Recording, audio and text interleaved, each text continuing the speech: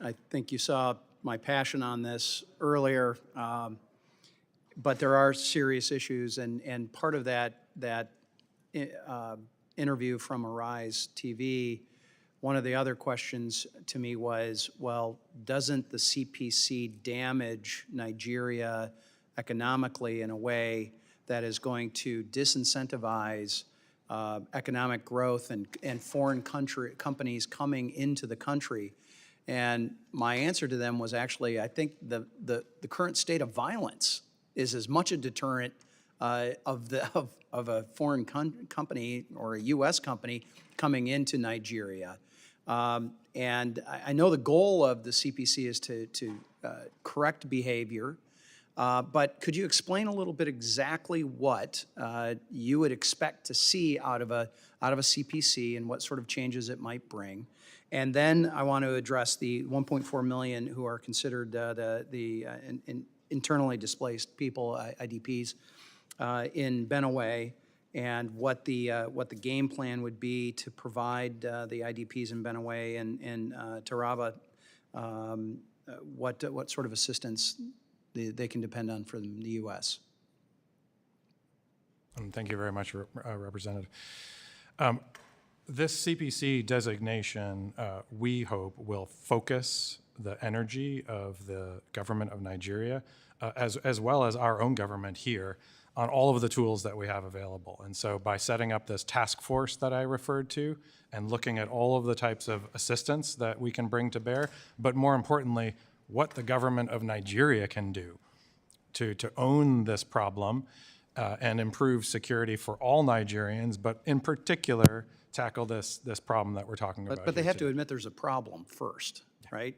Okay, and I think that's been one of my concerns is I have not seen an actual admission to this being a problem.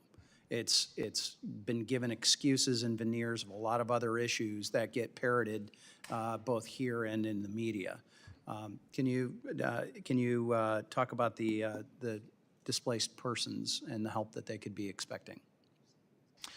On displaced persons, we do have programs that address this, and we want to make that part of the action plan that we are working on.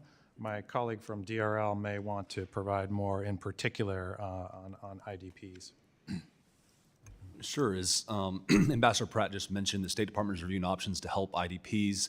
You mentioned what actions we want to see from the Nigerian government. That includes, as we've mentioned here several times, prosecutions of perpetrators. Amen. That includes reduced violence in the Middle Belt. And that includes against all. Against right? all. Exactly. Christians, moderate Muslims, anybody who is not being targeted. Right? Exactly right. So the Trump administration stands firmly for the principle that religious freedom is for all religious communities and those who don't practice a faith. It is a per se good, and we're committed to helping protect communities all around the world who are experiencing religious persecution, not just in Nigeria, not just Christians. At the end of the day, we want the number to be 0 in Nigeria. We don't want any religious persecution to happen. We don't want it to just be a reduction in violence. We want there to be 0 people who are murdered because of their faith.